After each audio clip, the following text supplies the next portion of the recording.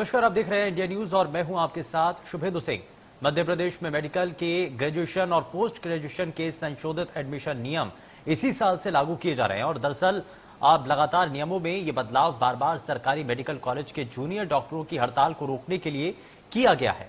नए नियमों के तहत अगर इंटर्न और जूनियर डॉक्टर हड़ताल करते हैं तो डीन की सिफारिश पर संचालक चिकित्सा शिक्षा उनका एडमिशन रद्द कर सकते हैं। और अब राज्य में मेडिकल स्टूडेंट्स को एडमिशन के समय एक फॉर्म भरकर हड़ताल में शामिल न होने का लिखित अप्रूवल देना होगा। राज्य में जूनियर डॉक्टरों पर एस्मा कानून लागू नहीं होता है, लेकिन संशोधित नए नियमों के तहत अब मेडिकल स्टूडेंट्स हड़ताल पर शामिल नहीं हो सकेंगे। वहीं नए नियमों और इन सर्विस कोटे के तहत स्वास्थ्य विभाग के अस्पतालों में काम करने वाले नीट क्वालिफाइड डॉक्टर और मेडिकल कॉलेज के डेमोन्स्ट्रेटर और ट्यूटर भी पोस्ट ग्रेजुएशन के कोर्स में दाखिला ले सकेंगे। और इन सर्विस कोटे के तहत एडमिशन लेने वाले मेडिकल ऑफिसर, ट्यूटर और डेमोन्स्ट्रेटर को ग्रामीण क्षेत्र के अस्पतालों में 5 साल तक सेवा देनी होगी और सेवा न देने पर 50 लाख रुपए का बॉन्ड भरना होगा।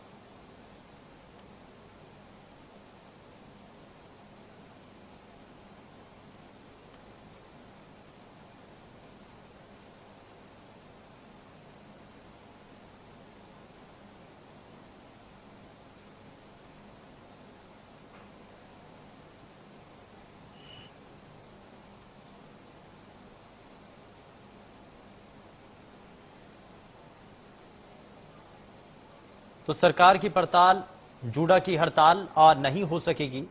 अगर नियमों की हद पार की तो एडमिशन रद्द कर दिए जाएंगे, ये इस दौरान कहा भी जा रहा है। लेकिन सवाल कई हैं, सरकार निर्णय पर कायम है, नए नियम लागू होंगे और अब जूडा की हड़ताल नहीं हो सकेगी। तो ऐसे में इसी को लेकर के स्टूडेंट्स में नाराजगी भी है और बार बार स्टूडेंट्स की तरफ से जो कहा जा रहा है वो ये कि इस तरीके से नए नियमों का आना ये कई तरीके के सवाल खड़े करता है और मेडिकल स्टूडेंट्स को हड़ताल न करने की लिखित सहमति देनी होगी और नियमों के उल्लंघन पर डीन के निर्देश पर प्रवेश रद्द किया जाएगा।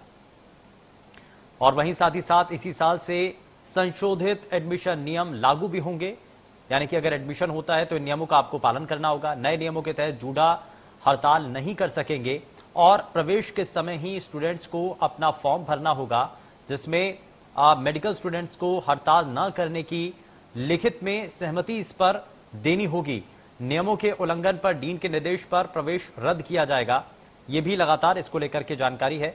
लेकिन अब नए तरीके के जो प्रवेश नियम हैं और इस प्रवेश नियम के बाद क्या वाकई में इसको स्वीकार किया जाता है? क्या स्टूडेंट्स, क्योंकि जब शुरुआत में ही एडमिशन होता है उस वक्त ये साफ किया जाएगा कि जूडा हड़ताल नहीं कर सकेगा, तो ऐसे में क्या एडमिशन छात्रों के द्वारा लिया जाएगा? अगर कहीं पर कोई भी खामी अगर नजर आती है या परेशानी इसमें नजर आती है तो क्या उस वक्त सवाल नहीं उठाए जाएंगे? क्या उस वक्त उन चीजों को आगे नहीं रखा जाएगा? और अगर रखा जाएगा तो उनके खिलाफ तुरंत एक्शन भी हो सकता है, यानी कि हड़ताल पर अगर जाएंगे तो तुरंत ही कार्रवाई भी इस दौरान हो सकती है।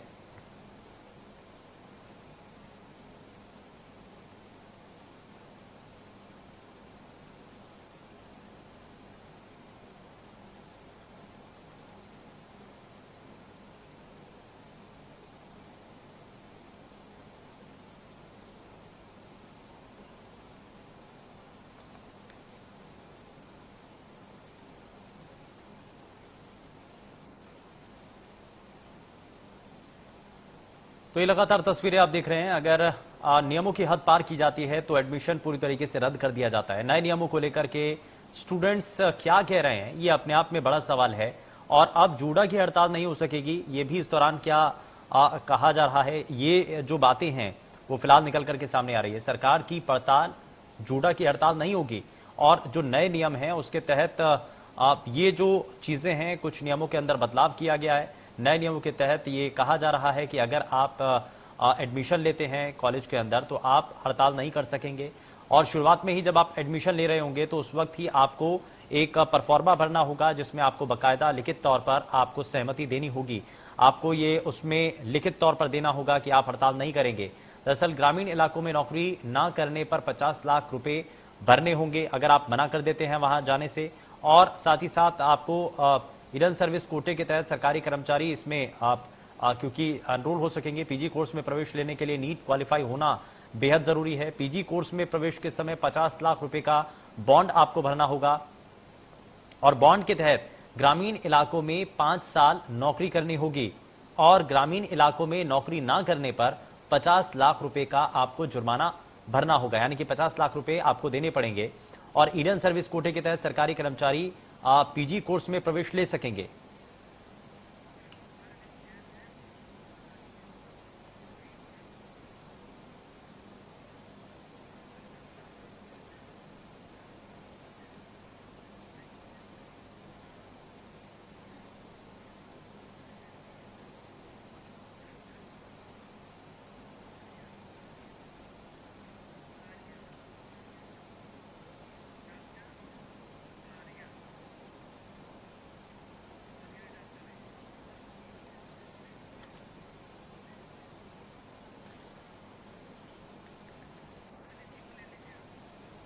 चलिए ठीक है, जरा थोड़ा सा आगे बढ़ते हैं, कार्यक्रम को आगे बढ़ाते हैं। और इस बीच हमारे साथ एक खास मेहमान कार्यक्रम में जुड़ चुके हैं। हमारे साथ आईएमए के पूर्व राष्ट्रीय उपाध्यक्ष डॉक्टर अरविंद जैन कार्यक्रम में जुड़ चुके हैं। अरविंद जी, बहुत स्वागत है आपका कार्यक्रम में। कुछ और भी खास मेहमान हमारे साथ आगे कार्यक्रम में जुड़ेंगे, लेकिन उससे पहले अरविंद जैन जी, ये जो कहा जा रहा है कि जो नए नियम तय किए गए हैं, हड़ताल अगर की जाती है तो ऐसे में बॉन्ड भी हालांकि इस दौरान ना होगा, और अगर आप ग्रामीण इलाकों में जाने से मना कर देते हैं, अगर आप विरोध करते हैं, अगर आप हड़ताल पर चले जाते हैं तो भी एक्शन हो सकता है।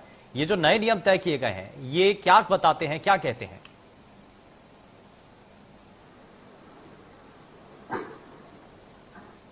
अरविंद जी, मुझे सुन पा रहे हैं? अभी जो नोटिफाई किए गए हैं जी मेडिकल, हाँ आपको सुन पा रहा हूँ, आप मुझे सुन पा रहे हैं? जी बिल्कुल सर, बताइए। अभी जो नया नोटिफिकेशन डायरेक्टर मेडिकल एजुकेशन ने जारी किया है, इसमें प्रमुख रूप से 2 बातें हैं। हाँ। और एक तो junior doctors, interns and junior doctors, मतलब पोस्ट ग्रेजुएट जो एमबीबीएस कर चुके हैं और पोस्ट ग्रेजुएशन कर रहे हैं, वो इन दोनों के लिए जो नियम बनाया गया है, जिसमें वो हड़ताल पे नहीं जा सकते। ठीक है। उनको एडमिशन के टाइम पे एक डिक्लेरेशन देना होगा, हाँ। या एक बॉन्ड साइन करना पड़ेगा, और वो उसमें बाध्य होंगे। और दूसरा इन्होंने जो आज नोटिफाई किया है, वो ये किया है कि पहले भी जो गवर्नमेंट सर्विस डॉक्टर्स थे, उनके लिए एडमिशन का प्रोविजन था पोस्ट ग्रेजुएट स्टडीज में, और उनको एक जनरल कोटे में एडमिशन दिया जाता था। और उसमें ये जो पोस्ट टीचर्स हैं, ये शामिल नहीं थे, जो मेडिकल कॉलेज डेमोन्स्ट्रेटर्स वगैरह। ये एक इस तरह से मैं ये कहूंगा कि ये जो दूसरा पार्ट है इसका, इसकी तो मैं सराहना करता हूँ। हाँ। और मैं इस बात से सरकार को साधुवाद देता हूँ कि उन्होंने जो सर्विस डॉक्टर्स हैं उनके लिए एक आरक्षण की प्रक्रिया शुरू की है, जिसमें उन्होंने 30% रिजर्वेशन अपने गवर्नमेंट कोटे में, जो उनके पास कोटा होता है एडमिशन का, उसमें 30% कोटा उन्होंने रिजर्व किया है, जो इन सर्विस डॉक्टर्स हैं, और जिसमें मेडिकल एजुकेशन के जो डेमोन्स्ट्रेटर लेवल के लोग हैं उनको शामिल किया गया है। ये एक अच्छी पहल है, इसको मैं अच्छी पहल मानता हूँ। दूसरा जो पहलू है आज के इस नोटिफिकेशन का, वो जूनियर डॉक्टर्स और इंटर्न से संबंधित है, जिसमें ये कहा गया है कि उनको एडमिशन के टाइम पे एक बॉन्ड भरना पड़ेगा और एक डिक्लेरेशन देना पड़ेगा कि वो हड़ताल पे नहीं जाते। हाँ। इसको मैं समझने में अक्षम हूँ, इसलिए कि नंबर 1, ये तो एक मेरे हिसाब से एक कॉन्ट्रैक्ट एक्ट के अंतर्गत आना चाहिए। हाँ। जिसमें वन साइडेड कॉन्ट्रैक्ट नहीं हो सकता। अगर आप किसी से कोई भी कॉन्ट्रैक्ट कर रहे हैं तो it has to be a bilateral contract, number 1। और दूसरा सबसे बड़ी बात यह है कि इस बात पे विचार करना चाहिए कानून बनाने के पहले कि मुख्य रूप से जूनियर डॉक्टर्स और इंटर्न्स हड़ताल पे जाते क्यों हैं।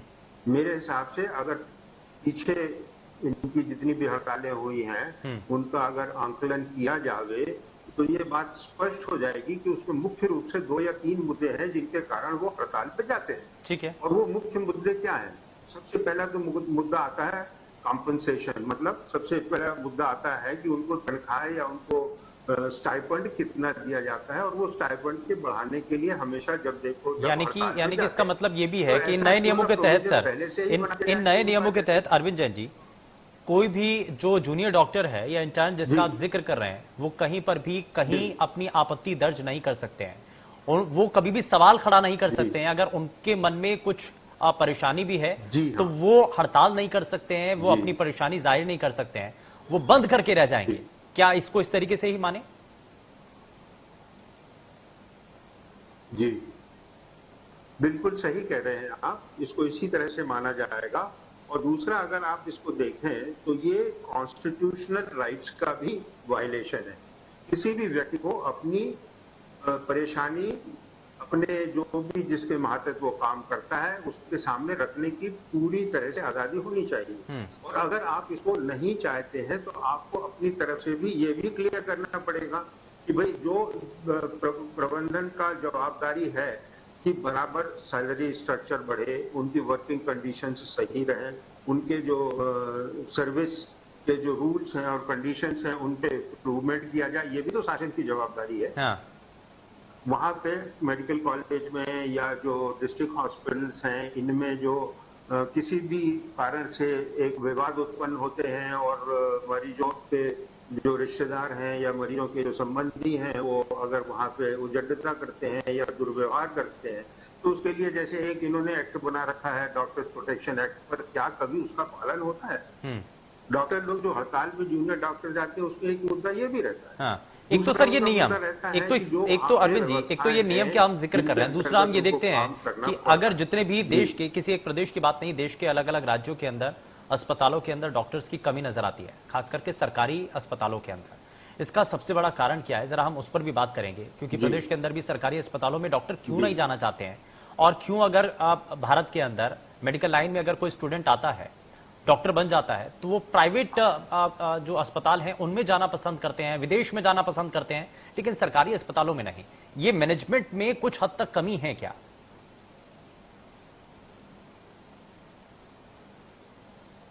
यही बात मैं अभी जो आपसे शुरू कर रहा था, कह रहा था कि वहां पे अस्पतालों की व्यवस्थाएं number 1, working conditions number 2, provide equipments की जो जरूरतें हैं, जो एक अच्छा डॉक्टर अपने, मैं अगर मान लीजिए सर्जन हूँ और मेरे को सर्जरी करनी है, मेरे को वो विधा आती है और मैं उसमें और पारंगत होना चाह रहा हूँ, परंतु उसके लिए मेरे को कोई सुविधा अस्पताल के द्वारा या शासन के द्वारा नहीं प्रदान की जाती। अस्पतालों के जो रिक्वायरमेंट है, उनके कहने को तो ये सारे मध्य प्रदेश के जितने भी मेडिकल कॉलेजेस हैं, ये स्वायत्त शासी संस्थान हो गए हैं। They are independent of the government, ऐसा इन्होंने इनको रजिस्टर कराया फॉर्मल सोसाइटी में। ये अलग अलग सोसाइटियां हैं। अगर अलग सोसाइटी है तो फिर ये पूर्ण रूप से अलग से सोसाइटी क्यों नहीं मानी जाती? इसके लिए हर एक चीज के लिए अगर इनको, अगर मान लीजिए सुई भी खरीदनी है तो सरकार से परमिशन लेनी पड़ती है। तो इस तरह की व्यवस्थाओं में भी सुधार होना चाहिए। हर बजट में प्रोविजन दिए जाते हैं, उन बजट के प्रोविजंस का किस तरह से उपयोग होता है ये भी देखना चाहिए। और जो आप कह रहे हैं कि डॉक्टर लोग सरकारी अस्पतालों में नौकरी क्यों नहीं करना चाहिए, अगर अपन डेली वेजेस की बात करें तो जो आपका एक डेली वेजेस एक्ट गवर्नमेंट का है, जो लेबर डिपार्टमेंट हर 6 माह में रिवीजन उसका पेश करता है, और हर 6 माह के रिवीजन में डेली वेजेस के अनस्किल्ड वर्कर से स्किल्ड वर्कर्स तक के प्रोविजंस कितना उनको मिनिमम वेजेस दिया जाना चाहिए, और ये बाइंडिंग होती है जो आदमी उसमें उन लोगों को नौकरी में रखता है। क्या ये व्यवस्थाएं शासन के लिए जरूरी नहीं है? क्या ये सिर्फ प्राइवेट वालों के लिए जरूरी है? आज की तारीख में इंटर्न को 12,000 रुपया 24 घंटे की ड्यूटी का 1 महीने का दिया जाता है, जो MBBS ग्रेजुएट हो चुका है। मान लेते हैं कि वो ट्रेनिंग में, पर अगर इवन वो ट्रेनिंग में है तो भी क्या आप समझते हैं कि 12,000 रुपए उस बच्चे के लाइवलीहुड, जो इंडिपेंडेंट माना जाएगा अपने परिवार की तरफ से, कि अब वो डॉक्टर बन गया है और अपना इंडिपेंडेंट काम शुरू कर रहा है, सरकार उसको स्टाइपेंड दे रही है, उसके लिए वो सिर्फ 12,000 रुपया महीना, मतलब 500 रुपए रोज से भी कम हुआ वो। और आज की तारीख में एक अनस्किल्ड जो दिहाड़ी मजदूर कहलाता है, उसको भी सरकार के द्वारा 450, 500 या 600 रुपए मिनिमम वेजेस एक्ट में प्रोविजन है। ये कहाँ तक न्याय संगत है? और उसको 24 घंटे की ड्यूटी करनी पड़ती है। फिर जूनियर डॉक्टर्स पे अगर आप आ जाएं तो जूनियर डॉक्टर्स को भी 60-65 हजार रुपए के करीब साल में सैलरी दी जाती है, और इसके बाद जब वो पोस्ट ग्रेजुएट हो जाता है तो उसको 1,00,000-1,25 रुपए ऑफर किया जाता है। आप देखिए, एक डॉक्टर जो पोस्ट ग्रेजुएट हुआ है उसकी उम्र हो जाती है करीब 27 से 28 साल, कई बार 29 साल तक की उम्र हो जाती है। उसके साथ के स्कूल में पढ़े हुए बच्चों की नौकरी के 5 साल हो चुके होते हैं, या जो काम धंधे पे लगे होते हैं वो 4-5 साल का उनका एक्सपीरियंस हो चुका होता है, और ये बच्चा अभी शुरू नहीं कर पा रहा। तो इन सब चीजों को ध्यान में रखते हुए, और सरकार देती है संविदा नियुक्ति। मेडिकल कॉलेज के टीचर के लिए प्रोविजन है कि जो स्वायत्त शासी संस्थान है वो संविदा में नियुक्ति करते हैं। क्या वो ये बड़े चैलेंजेस हैं, ये बहुत बड़ी चुनौतियां हैं जिनको समझना होगा, और ये ऐसे नियम बना करके बिल्कुल जाहिर तौर पर सर मैं वापस लौटता हूं, लेकिन इस पूरे विषय को लेकर के, इस पूरे मामले को लेकर के डॉक्टर पंकज चतुर्वेदी ने आखिर इस विषय पर क्या कहा है, जरा अपने दर्शकों को वो भी दिखाते हैं। बहुत सारी चीजें अभी प्रक्रिया के स्तर पर है। सरकार का एक बार अंतिम आदेश आन दीजिए, अभी तो खबर के स्तर पर है। एक बार वो आदेश पूर्ण रूप से सामने आ जाता है तो उसके बाद उस पर टिप्पणी करना उचित होगा। लेकिन जहां तक सरकार का विषय, तो सरकार का लक्ष्य बहुत स्पष्ट है कि मध्य प्रदेश के आम आदमी की स्वास्थ्य सेवा में कोई कटौती ना हो, किसी प्रकार की असुविधा ना हो, इन्हीं उद्देश्यों के रूप सरकार कार्य करती है। पंकज चतुर्वेदी को आपने सुना है, लेकिन इसमें कहा गया है कि कुछ हद तक परेशानियां जो आती हैं उसको सुधार करने के लिए कदम उठाए गए हैं, ये कुछ नियम बनाए गए हैं। लेकिन मैं जरा जल्दी से अरविंद जी आपसे ये समझना भी चाह रहा हूं कि अगर जूनियर डॉक्टर्स, अगर उनके वेलफेयर को लेकर के डिपार्टमेंट सोचता है तो ऐसे में किसी भी तरीके से परेशानी नहीं आएगी। अब डिपार्टमेंट सोच नहीं रहा है, डॉक्टर्स अपनी आवाज को बुलंद कर नहीं सकते हैं, खास करके जूनियर डॉक्टर की हम बात कर रहे हैं, तो करेंगे क्या? क्योंकि अगर वो आवाज उठाएंगे तो उनके खिलाफ एक्शन हो जाएगा।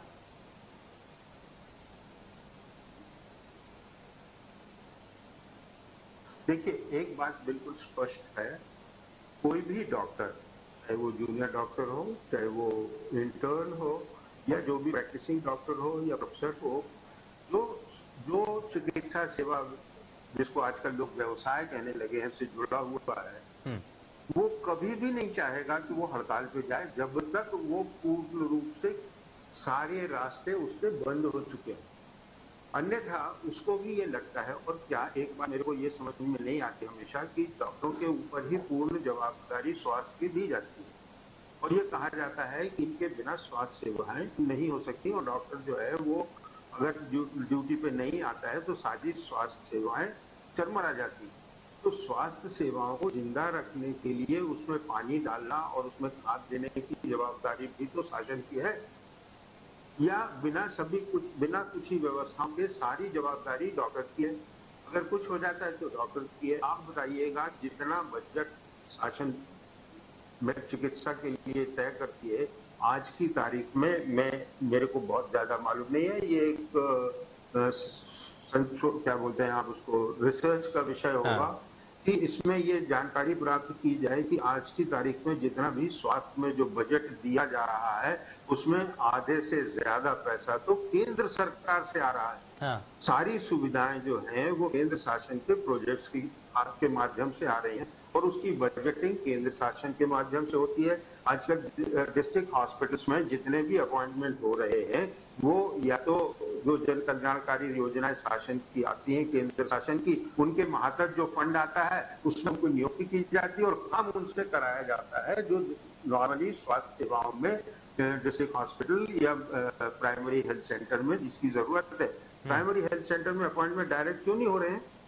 क्योंकि वहां पे तनख्वाह नहीं दी जा रही, न उनके रहने की व्यवस्था है, न उनके काम करने की जगह की सुचारू रूप से व्यवस्था है, और उसका सारा दोष दिया जाता है कि डॉक्टर जो है वो नौकरी नहीं करना चाहता। क्यों नहीं करना चाहेगा? हम बहुत आराम से, अगर हमको कहीं काम करने की सुविधाएं मिलती हैं और एक हमको हमारे अनुकूल तनख्वाह मिलती है तो हमें क्या आपत्ति है?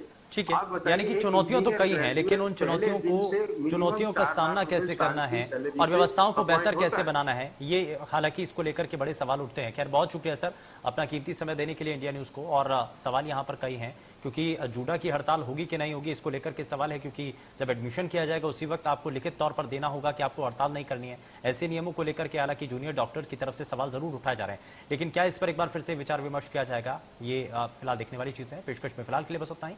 नमस्कार।